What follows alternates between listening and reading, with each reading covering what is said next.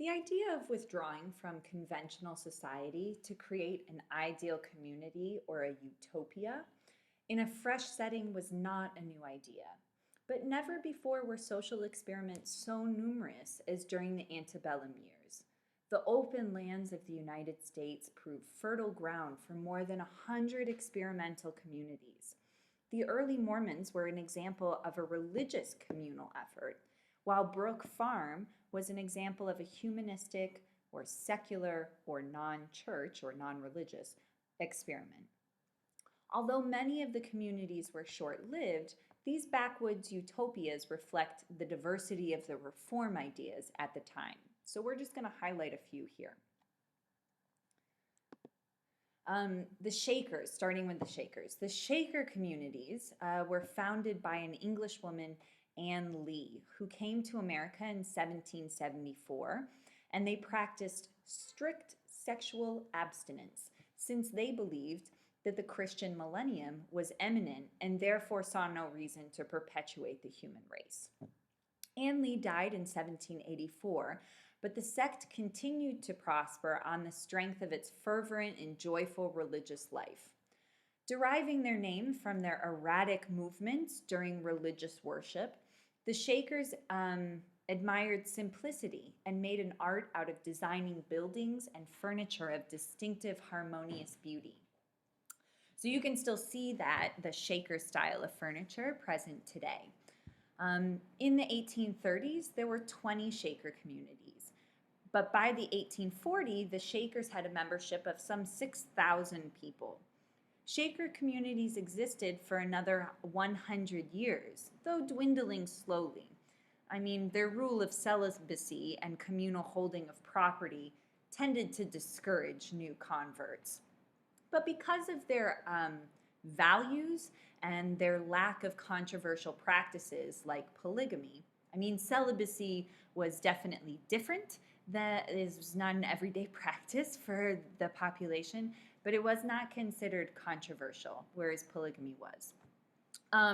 The Shaker communities tended to live in harmony with their neighbors. Okay, so they were not cast out like the Mormon community was. Another community was the secular or non-religious experiment in New Harmony, Indiana. This was the work of the Welsh industrialist and reformer Robert Owen. Owen hoped his utopian socialist community would provide an answer to the problems of inequality and alienation caused by the Industrial Revolution. And unfortunately, the experiment failed, but the experiment failed as a result of both financial problems and disagreements among members of the community. But even though it failed, it's important that we're seeing an effect of all of the changes that come out of the market revolution and the rise of nationalism and sectionalism and individualism and the Great Awakening. And this is one of the results. The Oneida community is probably one of the most known because of their non-traditional experiment. After undergoing a religious conversion, John Humphrey Noyes in 1848 started a cooperative community in Oneida, New York. And it was dedicated to an ideal of perfect social and economic equality. Community members shared property and also later spouses. So they were 100% communal. Critics naturally attacked the Oneida system for how they raised their child and their sinful experiment in, quote, free love. But despite this controversy, the community managed to prosper economically by producing and selling silverware of excellent quality. So now we're going to move on to art, literature, and painting. And though these slides are not going to have hardly any writing on them, it's still important that you're taking note, because when we talk about art and literature, these are expressions of how people are feeling at the time.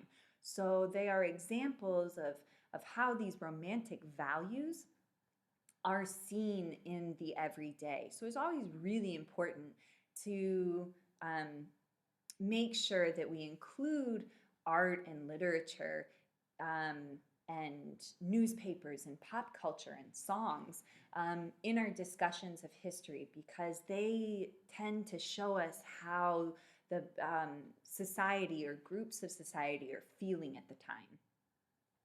And so the democratic reforming impulses of the Jackson age express themselves in these paintings, architecture, and literature that we're going to talk about. So genre painting became very popular in the 1830s. And genre painting is portraying the everyday life of ordinary people, such as riding riverboats or voting on election day, or in this example of just men working on a boat, or the men working their boat on the Missouri River, created by George Caleb Bingham. William S. Mount won popularity for his lively rural compositions, and this certainly is an example of a lively rural composition. Take a look at the action that's happening in this picture called The Ringing of the Pig, or the Ringing the Pig, sorry. And as I'm looking at this, I realize that ringing is spelled incorrectly, so sorry about that. William Sidney Mount. But here we have, I mean, just like look at the scene. You can actually almost like hear this painting, right? Look at the little boy who's covering his ears, the sound, I'm sure, to cut out the sound of the squealing pig, and the woman in the background who's raising the whip to kind of herd the animals. But this is also not, even though it's kind of a violent scene of putting a ring in a pig's snout, it's not necessarily portrayed as negative, right? Like, look at how the people look in this and where the light is in this picture. So William S. Mount is a great example. Again, we're seeing everyday things. This is different from art during the founding, when we were seeing pictures of American heroes like Washington and Jefferson, these portrait paintings, okay?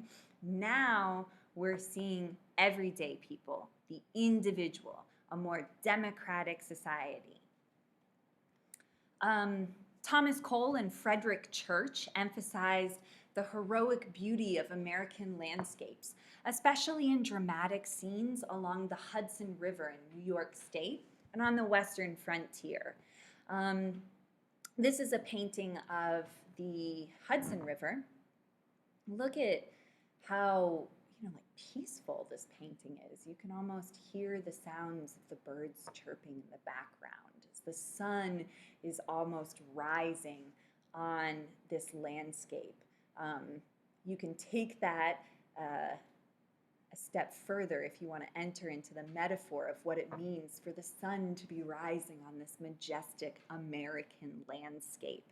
Tie that to manifest destiny. This type of landscape painting, particularly that comes out of the Hudson River area, develops into what we call the Hudson River School of Art. And it expressed the Romantic Age's fascination with the natural world. You can always notice a Hudson River School of Art painting because they're usually of majestic landscapes. So 90% of the time, if you're seeing like like majestic landscape painting, you can just go ahead and assume that it's from the Hudson River School of Art during this nationalistic, and it was a form of nationalistic expression. So Thomas Cole here, this is an excellent example of nationalism and romanticism combined into this Hudson River School of Art painting. Cole, the painter, inserts these romantic ideals through the use of people in addition to light and scene and whatnot. But do you see the people in this painting? They're kind of hard to find, so hopefully you found them. Okay, so look at the size of those people as compared to the nature around them. What do you think the author is saying about man's role in relation to nature? Also, look at how the author uses light. What do you think he's trying to convey? What is light in this picture? Where is light falling on this picture?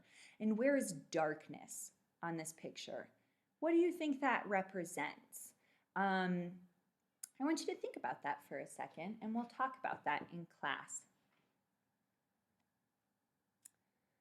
Also changing during this time period were styles in architecture. Inspired by the democracy of classical Athens, American architects adapted Greek styles to glorify the democratic spirit of the Republic. Again, growing democracy or sense of democracy during the age of Jackson. Columned facades, like those of ancient Greek temples, grace the entranceway to public buildings, banks, hotels, and even some private homes, particularly the large plantation homes in the South. Pictured here on the left is the state capitol building in Vermont. On the upper right is the First National Bank, and below that is the Philadelphia Stock Exchange. And again, this is what we call Greek Revival style of architecture. In addition to the transcendentalist authors, other writers helped to create literature that was distinctly American. Partly as a result of the War of 1812, American people became more nationalistic and eager to read the works of American writers about American themes. Washington Irving and James Fenimore Cooper, for example, wrote fiction using American settings. Cooper's Leather Stocking Tales was a series of novels written from 1824 to 1841 that glorified the frontiersman as nature's nobleman. The Scarlet Letter, written in 1850, and other novels by Nathaniel Hawthorne questioned the intolerance and conformity in American life. And Herman Melville's innovative novel Moby Dick, written in 1855, reflected the theological and cultural conflicts of the era as it's told through the story of the crazy Captain Ahab's pursuit of a white whale. So these were our first kind of American, like truly American novelists. So this is definitely a point of nationalism. And you know how we talked about, or how I, because you're not talking here, but how I talked about earlier art's importance because it's reflecting society. Well, sometimes, or a lot of times, there are certain stereotypes that exist within a society, and those also are reflected. They're not exempt from being reflected in art. And a classic example of this is one of the the works of James Fenimore Cooper and his writing of Native people, and this idea that indigenous people are noble savages, okay, and they're a dying breed. This is a stereotype that is, as most stereotypes are, rather dangerous and unfair to place on an entire group of people. So it's really important that we're taking note also of kind of who's portraying who in these stories and what message is being sent about particular groups of people in these popular stories. Because as something becomes popular, that way of thinking becomes perpetuated. Okay, we'll talk about that time and time again when we're talking about who's being represented here, who are they talking about. James Fenimore Cooper is not an indigenous person. He does not belong to a native tribe in the United States, and yet he writes extensively about that. And that his words about indigenous people are going to affect and also reflect how people think of Native people during that time period. So just important to be aware of. The next little thing that we're going to talk about is reforms. This is going to be a very brief video. because we spent a lot of time talking about reforms in class. So I'm just going to highlight a few things, but that is in the next video. Okay, last in the series. Reform movements evolved during the antebellum era. At first, leaders of reforms hoped to improve people's behavior through moral persuasion. However, after they tried sermons and pamphlets, reformers often moved on to political action and to ideas for creating new institutions to replace the old ones. These are the reform movements we discussed in class. So if you need a refresher on any of these, I suggest you go back to your notes and also use your unit guide sheets that will give you to help you identify the key people, objectives, and results associated with each of these movements. In terms of the women's movement, I want to make sure we highlight a few things, even though this was also a movement that was discussed in class. One of those ideas is the changes in families and women's roles during the antebellum era. American society was still overwhelmingly rural in the mid-19th century, but in the growing cities, the impact of the Industrial Revolution was redefining the family. Industrialization reduced the economic value of children. When you're farming, having a lot of children is economically viable or attractive because your kids help you with your labor. They're your source of labor. But when you're working for wages and you're working outside of the home, that is no longer the situation. And in middle-class families, birth control was used to reduce the average family size, which declined from 7.04 members in 1800 to on average 5.42 in 1830. That's a significant drop. More affluent or wealthy women now had the leisure time to devote to religious and morally uplifting organizations. The New York Female Moral Reform Society, for example, worked to prevent poor young women from being forced into lives of prostitution. The size of families was not the only thing to change with the Industrial Revolution. This time period also saw a shift in the roles within families. In traditional families, men were the moral leaders. However, when men took jobs outside of the home to work for salaries or wages in an office or a factory, they were absent most of the time. This is very similar, by the way, to another time period when men were away from the home and women became the moral centers. I wonder if you remember what I'm talking about. So as a result of the Industrial Revolution in these urban centers, women in households who remained at home took charge of the household and the children. And there developed this idealized view of what women should be, and that they should be moral leaders in the home. And this belief is called the cult of domesticity. A cult is just a belief system. This belief established expectations about women and their behavior, claiming that women should always be pure, both emotionally and physically. They should be submissive to their husbands. They should be more religious than men. And they should stay at home and be responsible for the moral upbringing of their children. People who favored this belief usually called it the cult of true womanhood because that, right, was the idea of what a true, quote, woman should be. However, because there is no real definition of what a true woman should be, historians now tend to refer to this belief as the cult of domesticity. And we typically view it as one of the precursors to modern day sexism.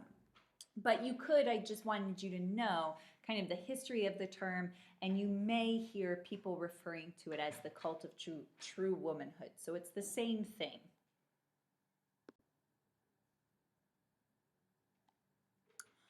Women reformers, especially those living in the anti-slavery movement, resented, no, those involved, not those living in, those involved in the anti-slavery movement, resented the way men relegated them to secondary roles in the movement and prevented them from taking part fully in policy discussions. Remember, women were viewed at the time as emotional beings, and therefore, because they were emotional, they were not capable of intellectual or rational thought. Or so the thinking went. Two sisters, Sarah and Angela Grimke, who were very involved abolitionists, naturally objected to this male opposition. And Sarah Grimke wrote her famous Letter on the Conditions of Women and the Equality of the Sexes in 1837, protesting their actions. Other reformers like Lucretia Mott and Elizabeth Cady Stanton began campaigning for women's rights after they had been barred from speaking at an anti-slavery convention. I do want to point out that this division within a movement for greater rights is a trend we're going to continue to see in American history. Women were barred from anti-slavery campaigns. Black women will be barred from women's rights efforts. Poor white men will bar poor black men from joining unions, though both groups are exploited.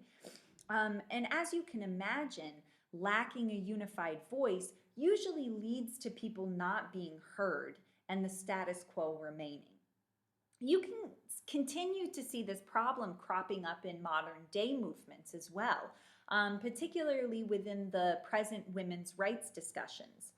You also see more people calling for a need to appreciate intersectionality. This is the idea that oppression is interconnected and has points of intersection among race, gender, and social class. The biggest movement or the biggest moment of the women's rights movement in the antebellum era, there will be more women's rights movement post-Civil War, but in this women's rights movement was the Seneca Falls Convention. If you have no idea what that is, I suggest you look that up. In addition to the Declaration of Sentiments and Elizabeth Cady Stanton and Susan B. Anthony. The women's rights movement ends up taking a back seat in terms of its like importance in the view of social reforms as abolishing slavery becomes more and more of an issue in the 1850s. Now, you guys know how much I love a good intellectual repartee, and that I also dearly love my primary sources. So it should come as no surprise that my favorite documents are those that usually put others on blast in seriously biting and witty ways, especially when those doing the blasting have reason to. One of my all-time favorite primary sources in U.S. history comes from a speech delivered by a woman named Sojourner Truth. Truth was born into slavery, but escaped to freedom in 1826 with one of her daughters. She became involved both in the anti-slavery and women's rights movements, and is probably best remembered today for her scathing speech she delivered on the fly, I might add, at a women's rights convention in Ohio in 1851. Now, because she didn't write the speech down beforehand, we have this source because someone else recorded it. And when they did, they assigned her a stereotypical Southern accent. However, Truth was born and raised in New York, and New Yorkers do not have Southern accents. And also, her first language was Dutch. So it's safe to say that the manner in which this speech was delivered is not an accurate reflection of how Truth delivered it in Ohio in 1851. However, her words are no less powerful. I'm going to show you a dramatic reenactment of this speech performed by actress Alfre Woodard. It's only 4 minutes long, but that doesn't make it any less powerful. I want you to pay attention to two things. One, how does she bring in the cult of domesticity into this speech? How does she refer to it? And how does she ultimately turn it against or use it for her argument? And also, what is the reasoning she uses to make her argument for women's rights? Okay, so those two things are what I want you to record in your notes after you watch and maybe rewatch this reenactment. Here, the black abolitionist Sojourner Truth, who was freed from slavery in 1827, speaks to a gathering of feminists in Akron, Ohio in 1851.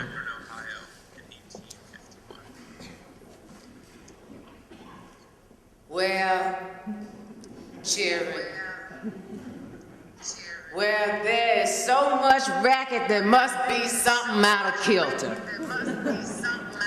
I think twixt the Negroes of the South and the women of the North, all talking about rights, the white man will be in a fix pretty soon. But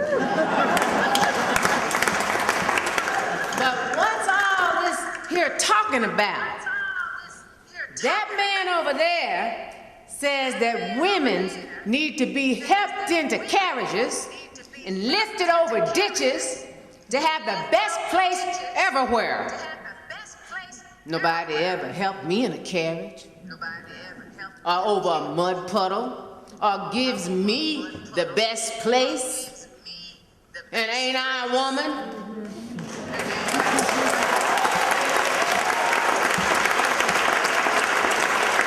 Look at me. Look at my arm. I have plowed and planted. I can work as much. No man can head me.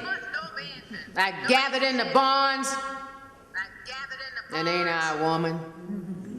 I could work as much and eat as much as a man when I get it. And bear the lash as well. And ain't I a woman? I have bore 13 children and seen most of them sold off to slavery. And when I cried out in my mother's grief, none but Jesus heard me. And ain't I a woman? When they talk about this thing, what's that thing in the head? What they call it? Intellect. That's it, honey. What that got to do with a woman's rights or a Negro's rights? If my little cup won't hold but a pint and yours hold a quart, wouldn't you be mean not to let me have my little half measure full? Then, that man there, that night that little man in black, he said, women can't have rights as much as men, cause Christ wasn't a woman. Where did your Christ come from?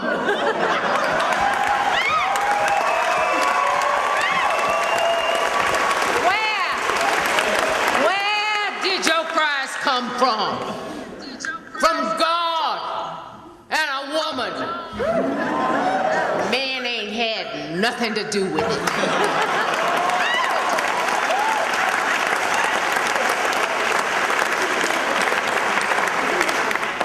If the first woman God ever made was strong enough to turn the world upside down all alone, these women together ought to be able to turn it back right side up again. And now they is asking to do it. The men better let them.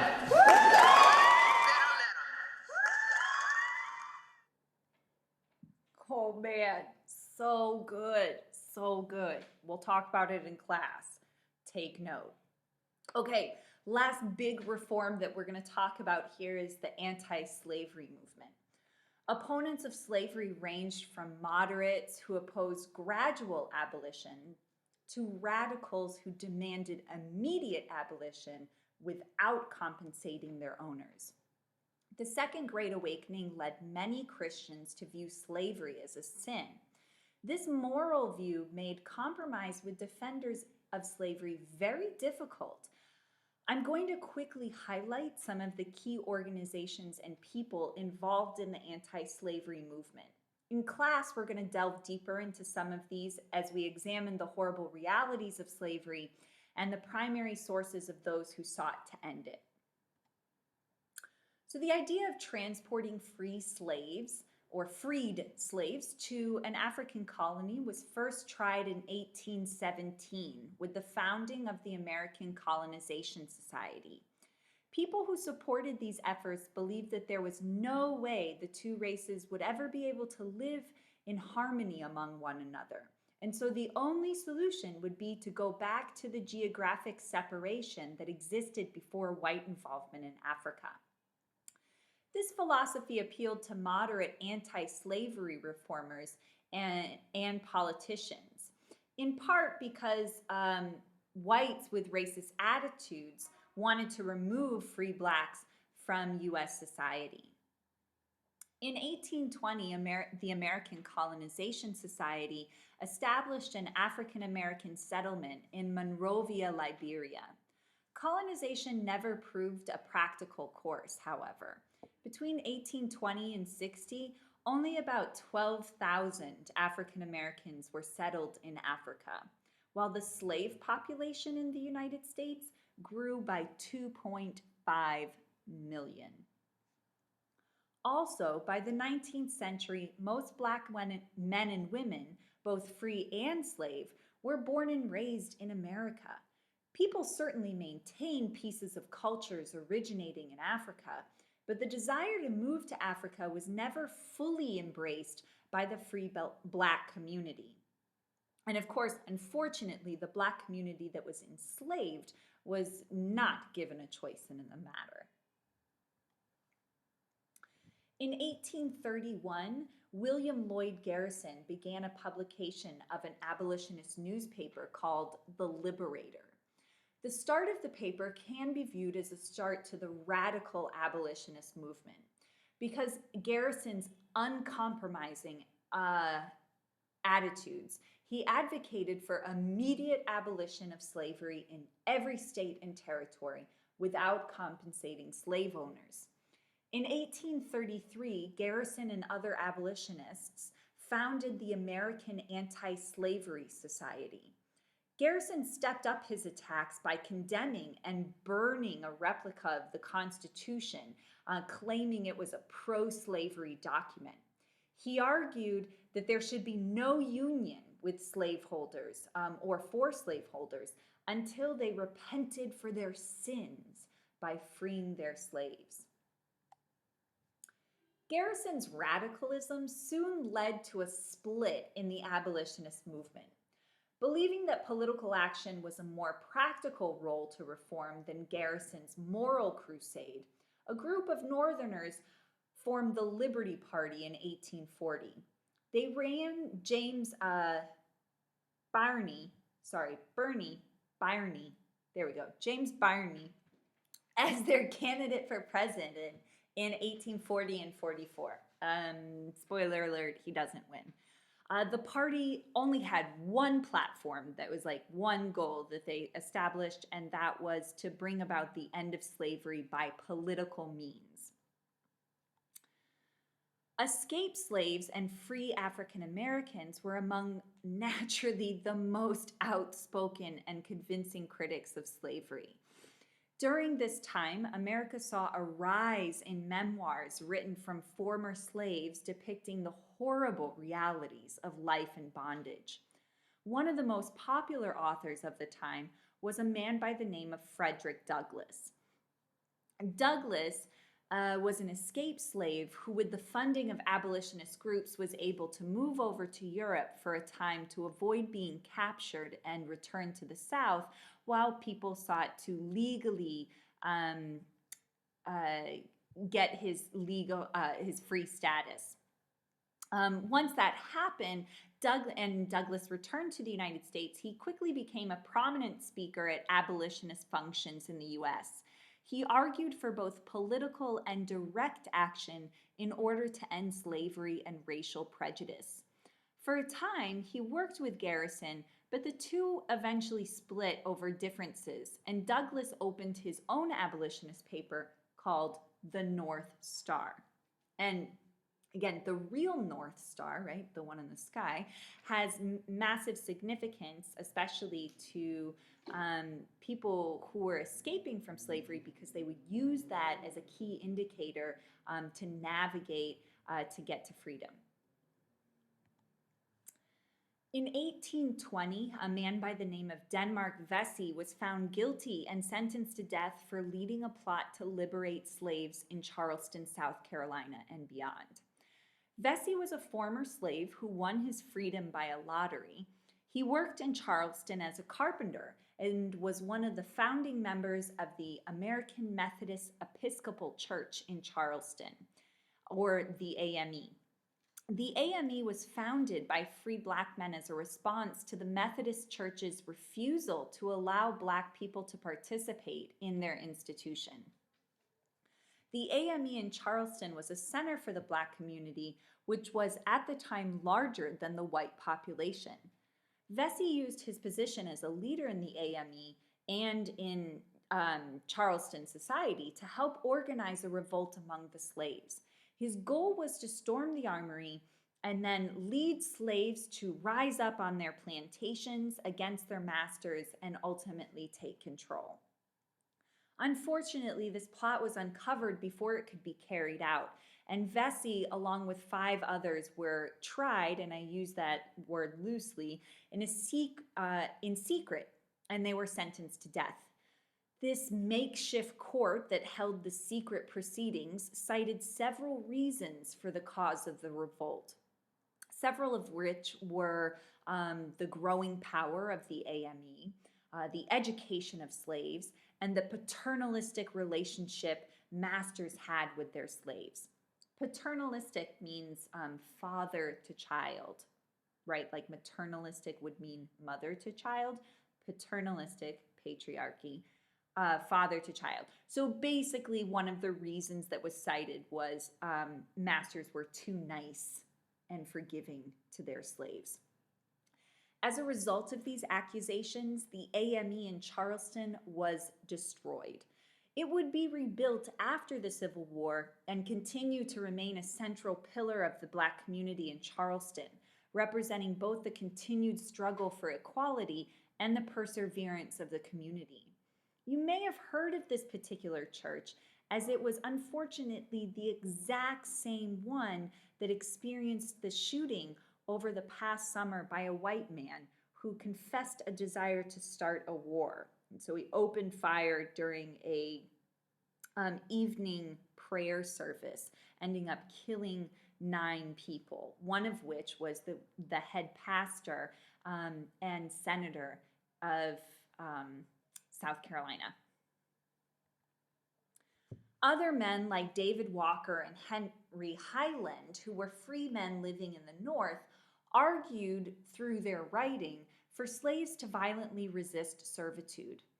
In 1831, a Virginia slave named Nat Turner led a revolt in 1831, a Virginia slave named Nat Turner led a revolt in which 55 white people were killed. In retaliation, whites killed hundreds of African Americans in brutal fashion and put down the revolt. Before this event, there had been some anti-slavery sentiment and discussion in the South. But after this revolt, fear of future uprisings, as well as fear created from the radical abolitionist rhetoric like Walker and Garrison, put a stop to any anti-slavery talk in the South, and it led to increasingly harsher black codes and a Southern protection of slavery. Efforts to reform individuals and societies during the antebellum era,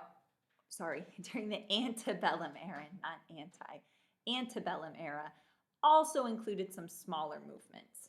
Well, we're not going to really go into those, but here are a list of some of those smaller movements. So you can go ahead and take note of those. It is important to note that the antebellum reform movement was largely found in northern and western states, with little impact in the South. While these modernizers worked to perfect society in the North, Southerners became more entrenched in their own traditions and were slow to support public education and humanitarian reforms. They were alarmed to see that Northern reformers joined forces to support the anti-slavery movement. And increasingly, they viewed social reform as a Northern threat against their Southern way of life. And that's certainly going to lead to problems down the road.